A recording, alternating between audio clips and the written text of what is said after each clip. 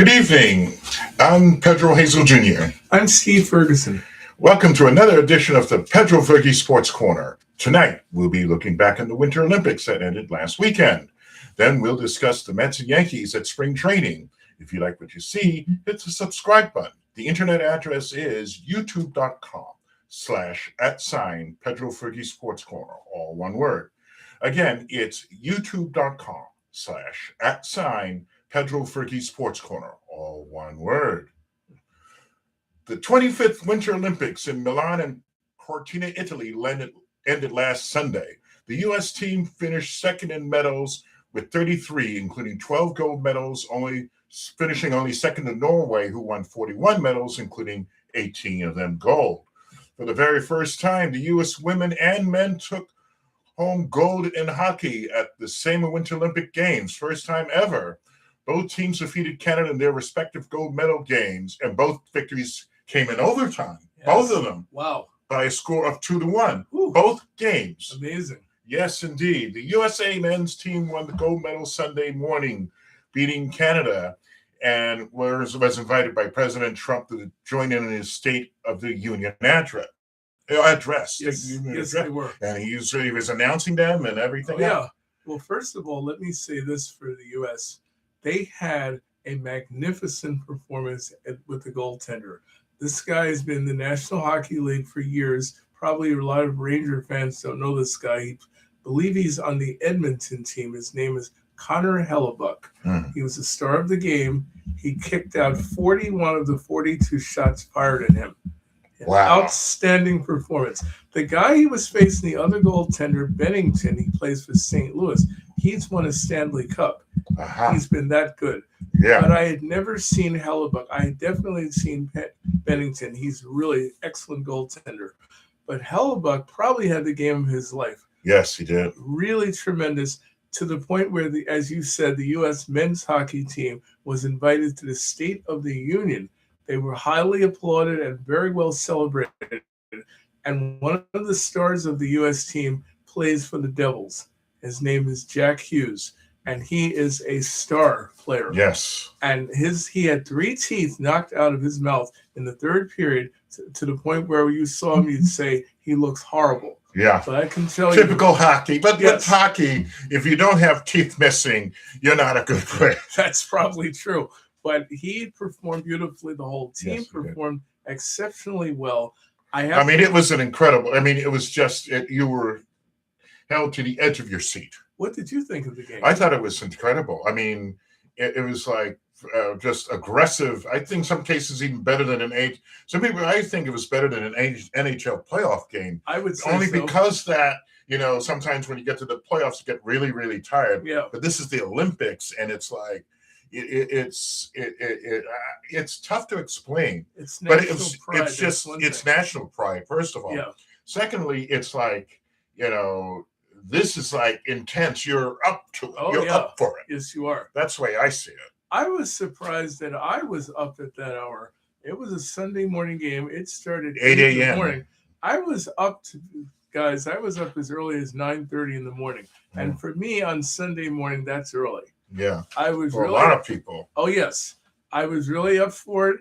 I'd heard so many great things about the U.S. men's hockey team. By the way, this victory they got is a victory that not only was phenomenal, it's the record that they tied with the U.S. men's team in 1980. The first time in 46 years. This was actually the day they played the anniversary. Yeah, it was the anniversary of that same, 46 years later. And for those of you who might remember that. The Miracle on Ice. Yes. We were facing the Russian team, who had a guy named Vladislav Tretiak, who was known as the best goaltender in the world at that time. We had a young, scrappy team led by a goaltender whose name is Jim Craig, who played for the Atlanta Flames. That's a team that does not exist in the National Hockey League anymore. But this particular one, the U.S. actually had a much better squad. Yeah. They were prepared for this. They came ready to go. They had outstanding goaltending. They hustled all over the ice. Tremendous game. Yes, indeed. And the U.S. definitely deserves this. They really earned it. And I congratulate wholeheartedly. Excellent. Congratulations to the U.S. men and women. Yes. Do you know what happened in the women's game? I'm interested. I did not get to see that, guys. The women won 2-1. Wow. It was a very competitive game. And the women, actually, the U.S. women's team has had much more success than the men's team in recent years. Wow. Yeah. And similar to soccer for the men's and women's teams. Yeah. I mean, Hillary Knight scores to send the game into overtime in the women's championship game. But they've been a lot more successful than the men. Wow. Yeah. So, I mean, like I said, congratulations to both. Oh, yeah. Those are both historic games. Obviously, the men get a lot more credit because they've been around longer and people know them. But the fact that they did this against Canada, who arguably might have been the best opponent they were going to see. Yeah. And congratulations to Lila Edwards, first Black woman to play on a hockey team. That's right. Win the gold medal. Amazing. And the rest of the women's team again. Outstanding performances by both the men's and women's teams in hockey.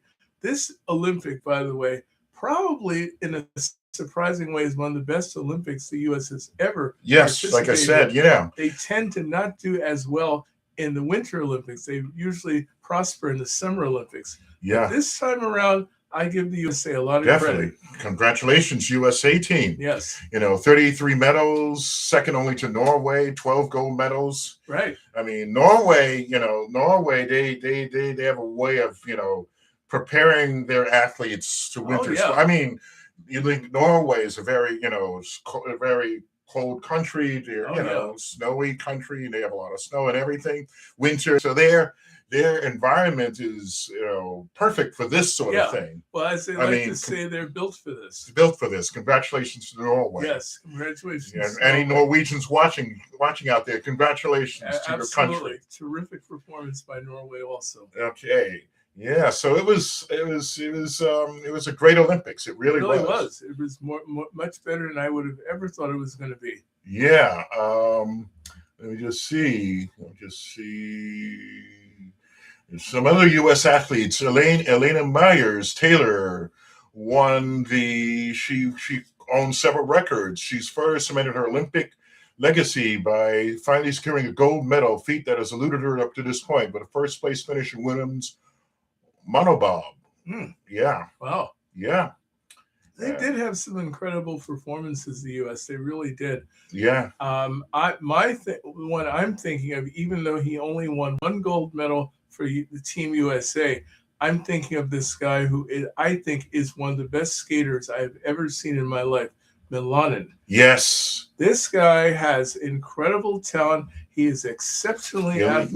Yeah. And I know he reminds you of a woman who used to skate years ago. Julia Bonali. Yes. From France. Right. 1988, I believe. 1998. 98. And she did, when she did that triple flip, she was actually reprimanded for it. It's just sad. And then she won the silver medal, and then I remember her just putting her medal away and just. I remember that. Yeah. She was known, I'll tell you what people thought of her. They thought she was a little surly and a little cocky for her talent. Yeah. And I'll tell you what, I loved her. I thought she was loved her too. Terrific athlete, and a Black woman doing that in 1988. 1998, I'm sorry. I have to give her tremendous credit, because what this guy did was similar to what she did. Yeah. The difference is it was 30 odd years after the fact. Yeah. Almost 30 years. Yeah. Right. Yeah. Ilya Melanin. He is. I believe his career is not only going to be better in 4 years when he's 25 years old. I think he's going to win a multitude of gold medals, and I think when he finally no longer does this for Olympics, when he's on the Ice Capades or Ringling Brothers, Barnum Bailey, whatever it is, he's going to be known as a world-class superstar on the ice. Mm-hmm. There are things that he can do that I've not ever seen anybody do, including that incredible flip that he does. You have to see it to believe it. It's that good. Yes, indeed.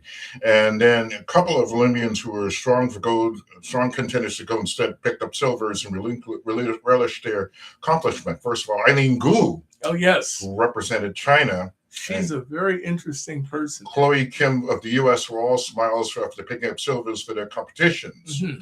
For Gu, slopestyle and big air free skiing, and for Kim, half pipe snowboarding. Wow. Yeah, so you have those. Oh yeah. I mean, what those women did was awesome, and I got to give Goo credit. She is a mix of a lot of nationalities. Yeah. And she not only participated for Great Britain, she has heritage that goes into the Asian community and the British community. And she's from America. That's amazing. Yeah. So she's a multi-talented, multinational superstar of her sport. Yes. And she deserves a lot of credit for performing as well as she did. Yeah. Yeah. Of course, we mentioned Lindsey Vonn in the last show. I was about to say, that's her. So sad. It is, and she had to be airlifted. She was almost got to the point for having her leg amputated. Wow. That's how bad that accident was. I remember seeing that accident. Oh my God! I was looking. I couldn't even look. It was scarier than hell. She tumbled over on the snow, and she looked like she couldn't get up. And I thought, man, this woman gambled everything. She was 40 years old. Everybody told her you shouldn't do it, especially with a torn Achilles heel. But she was relentless. She wanted to do it. She wanted to. Actually, she had a torn ACL. That is horrendous to have that kind of injury. Yeah. And to have enough guts, and I will say it is guts, to perform with that kind of injury and think that you can actually win gold, and I'm sure she thought that, tells you how dedicated and tireless her work and her effort was. Yeah. So I would say it's really sad to see her career probably end the way pretty much end right now. But, actually 41. Right. 40. But she deserves credit for actually being the most courageous athlete probably in that Olympics. Yes. Performing under that kind of scrutiny and pressure. Yeah. And she was under a lot of it.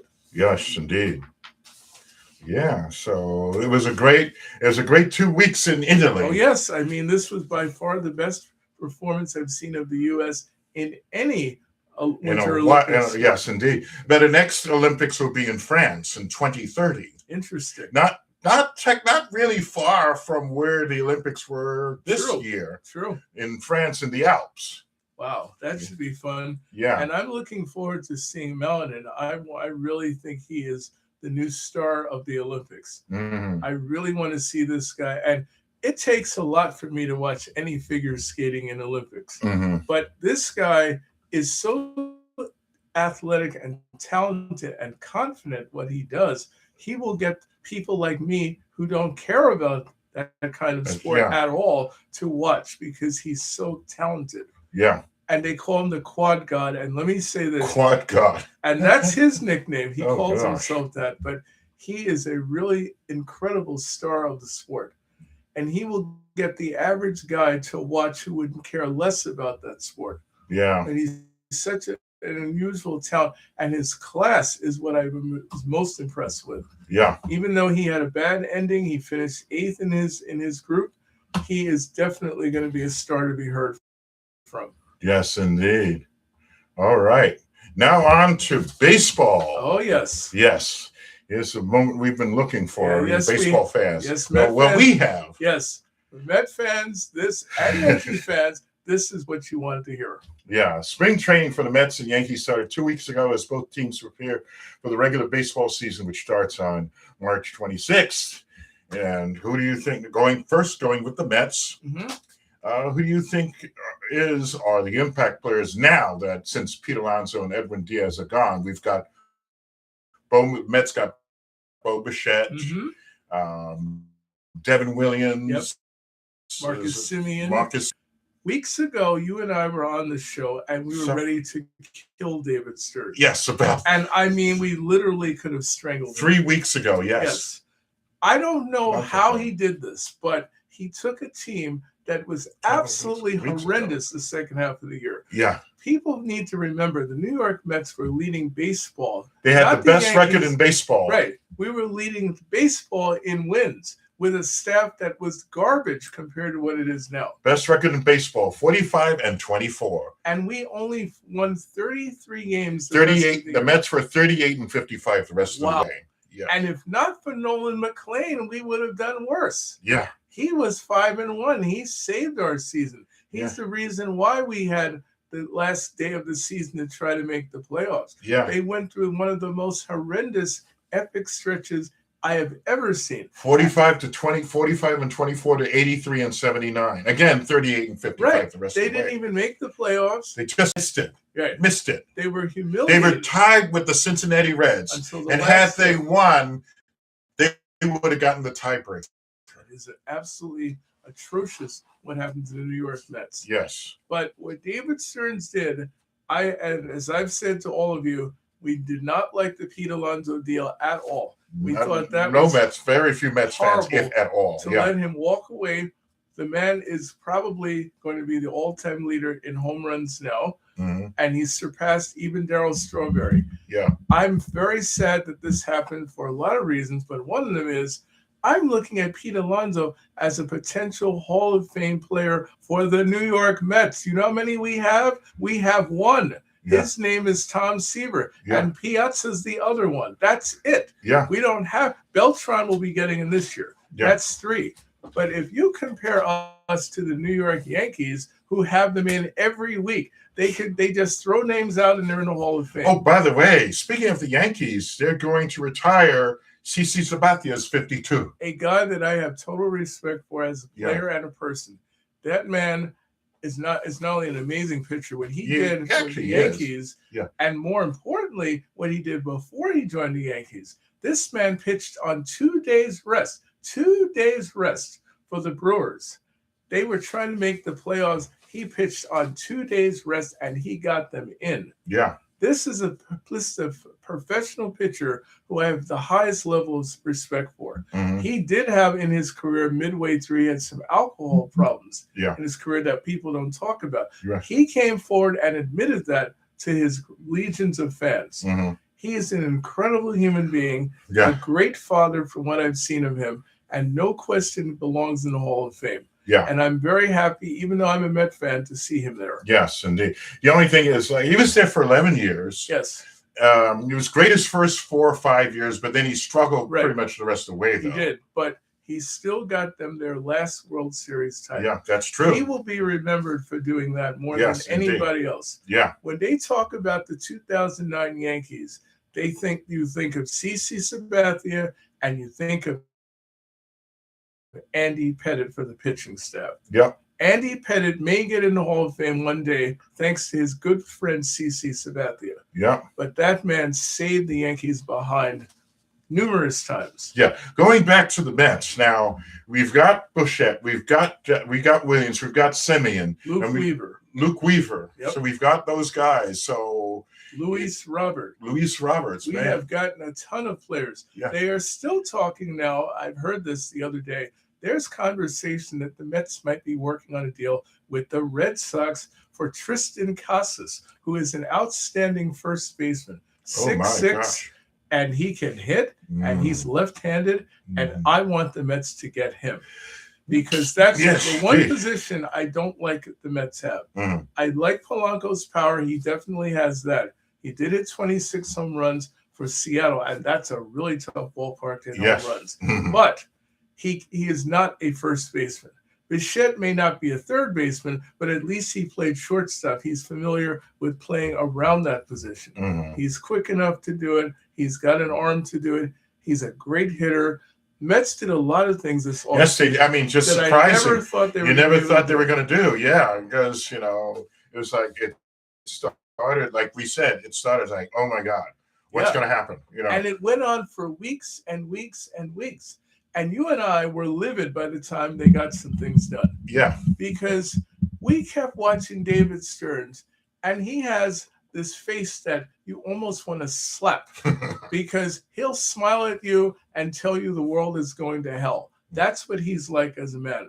So I do not like him as a person. But what I'll tell you is he never gave up working on the Mets. That's good. He got the job done. He got Steve Cohen involved, which was good. And he turned this around. I I think the New York Mets have a legitimate shot not only to make the playoffs, but to finish second in the division behind only the Phillies. Interesting. I have the Braves at third because I like what this guy's done with this club. Interesting. He's turned it all around. They're going to be very competitive. I believe the Mets are going to close in maybe winning close to 90 games this year if everything goes right. Everything goes right. Now, what about the Yankees? You mentioned what about the Yankees? I know they signed Goldschmidt. They re-signed Goldschmidt. They did. And I heard that Jazz Chisholm, I think, is in Jazz Chisholm is very interesting because he's on the last year of his contract that he had with the Florida Marlins. This guy has more nerve than any player I've ever heard. He told people recently he's going to hit 50 home runs. The last person who did that is Shohei Ohtani. But you know what? He might be able to do it. He actually did hit 30-plus home runs last year. He stole 20 bases. He's capable. Is he lefty or righty? He's a switch hitter. He's a lefty hitter. That's a good chance. You have a good shot. I'll give him this. First of all, you got to have lots of nerve and confidence you can do it. Secondly, I believe that will motivate him to do it. He gave himself freedom to say it. I think he's going to hit 40 this year for the Yankees. I think he's going to try. I don't know if it was 50. I don't think will happen. But I think you'll see 30 stolen bases from this guy. Interesting. And he's going to be a free agent. And he wants a 7 or 8 year deal. If he does almost everything that he says, he might get that deal. I love his confidence. I think he's out of his mind to tell you he's going to hit 50 home runs, but you have to like the guy's nerve to say it. Now we'll have to see if he actually does it, but he's got enough talent that he might be able to pull most of this off. Now, what do you think about the rest of the Yankees team? I honestly think that while they've stayed the course, and I understand they've had major injuries to their pitching staff, Garrett Cole being one of them. Hopefully he should be back. Middle of the season. Maybe middle of the season, okay. But you've got Clark Schmidt, who won't be back until the middle of the season. You have Rodon, who's out also until another month. They've got major injuries on that staff. That's where they're going to have problems, I believe. They do have some young prospects who look very interesting. There's a guy they have, I think his name is Carlos Garanja. He throws very hard. I'm talking 98 with control. He might be the sleeper on that team this year. The same way Luis Gil was 2 years ago. He came from nowhere and won 15 games for the Yankees and was the best pitcher in the American League the first half of the year. What I did not like is they did not get many players. No, they didn't. You didn't hear a thing about what the Yankees did. They basically sat on their rear ends all off season. That's not like the Yankees. No, the only player that they got back was Cody Bellinger. And Bellinger, I was going to say By Bellinger. the way, the New York Mets came this close to getting Bellinger, too. So I'm here to tell you, I think the Yankees may have shortchanged themselves. When you look at what Toronto has done in this offseason, they signed a guy named Dylan Cease, who has issues with his control sometimes. They signed this guy to a 7-year deal as a pitcher. Wow. They expect him to be number 1 or 2 in that rotation. They have a good rotation now. Gausman still pitches exceptionally well. Trey Yasevich is a star. I like him with the split finger. He's got great talent. Then they brought in this guy who throws close to 100 miles an hour. He has not unlocked all of his talent yet, but the Blue Jays believe they've got him. And their lineup can flat out hit. So I'm here to tell the Yankees, you may not have done enough in the offseason. Yeah, we'll discuss more how the teams are doing in their respective division in a future show. Yeah, definitely. Yeah. But I am looking forward to the Mets season. I was the guy who told you I wasn't planning to go to Met games. I have to tell you, I am planning to go. Because I'm very interested to see what this team is. And how much have they improved. And this GM, if they do really well, I will start trusting this guy a lot more than I was doing in the offseason. And for the Yankees, they may have a good season based on what they already have, but they better hope that they get Cole back and Rodon and Clark Schmidt all healthy. Because if they don't, that pitching staff is going to decline. Fried will wind up hurting his arm, and you will have a bad pitching staff, and that means you're not going to score as many runs. The Yankees could be in a lot of trouble if those guys don't come back healthy. Yeah. Whereas the Mets, on the other hand, yes, they have issues too. We have to worry about Sean Manaea, who was really good 2 years ago. He's coming back from injury.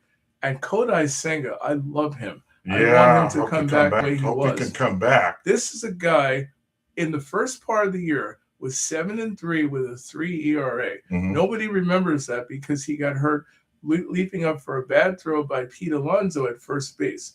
That cost him the rest of his season. He had a torn Achilles. We even lost Griffin Canning the same way. Our team last season was absolutely decimated. I think the Mets could have a great bounce back here based on what they've done. Now we have to see how they do it. Yes, indeed. Moving on to basketball. The Knicks are 3-2 since the All-Star break, losing to the Pistons at Madison Square Garden the first game after the All-Star break, and to the Cavaliers in Cleveland, but winning convincingly against the Rockets at MSG, Bulls in Chicago, and especially the Bucks in Milwaukee last night, 127-98. Oh my gosh! What do you think of what's going on with them, Pedro? I think they could very. I think they're very much in the run. I think they could really. The only thing is now they have to figure out how to beat Detroit. Yes, that's the $97,000 question. Cleveland beating Detroit came very close to doing it last night, and they did it in all respect without James Harden playing. That was interesting. They lost in overtime. I will say this about Detroit. They are the biggest hustling team in the NBA right now. They don't do this with big names. They have Cade Cunningham, and he is a star. Oh, God. I will tell you, in my opinion, Cade Cunningham right now is the best United States player in the NBA. Whoa. The best player in the NBA is Wembyama. He's the best American player. As much as we love Brunson, and we do as Knicks fans, you got to give it to Cade Cunningham. Yes, indeed. This team, Detroit, won 14 games. That's it, 3 years ago. They are now in first place in the conference, and they have a chance to run away with it. Yes. They are an extremely talented team, but they do it with hustle and defense and effort that I don't think any team in that conference has like them. Oh, man. So I hope the Knicks are listening to me. Yes. They have improved their team a lot. They got Alvarado, who I love from the Pelicans. He's an excellent defender, good backup right now for Brunson. They have improved their bench. They got Sohan from the Spurs, a very good guard who also plays defense. Bridges is playing well. Anunoby's playing well. Even Karl Anthony Towns, who I have been on his case all year long. Even he's playing better. He's leading the team in triple doubles. Oh, can you believe that? That is insane.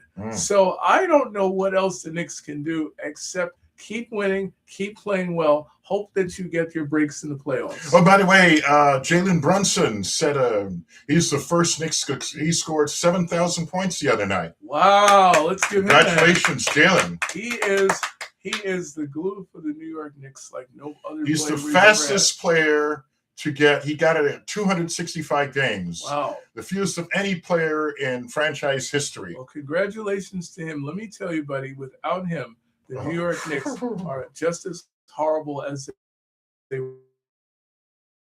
were a few years ago. Before he came along. It's hard to believe the Knicks won 17 NBA. I give them so much. He really has. So I don't know what's going to happen in the playoffs, but I say now I will put the Knicks in the top 5 of teams in the NBA. They are really talented. They really come after you.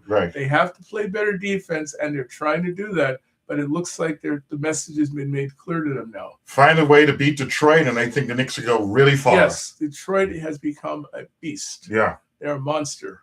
They have the experienced head coach, whose father was a coach in the NBA, Bernie Bickerstaff. You remember him? I remember the name. Yes. And his son is an excellent coach. He has turned his team around from the garbage that they were ago to leading the Eastern Conference. I think they have a chance to win it all. Yes, I think so. They and the Spurs, Yeah. they're the two teams I would most fear. Not Oklahoma City. They're good. The Thunder are still good, but they've dropped off just a little bit. Yeah, okay. They're not bad. They still have SGA. They still have Holmgren. They're talented. They're young. They've got their legs. They're a very good team. But I love what the Spurs are now. Right. I mean, Wembyama is a superstar. Yeah. And by the way, we're playing that team tomorrow, Knicks fans. Get ready. Yeah. All right. That's going to be a tough game.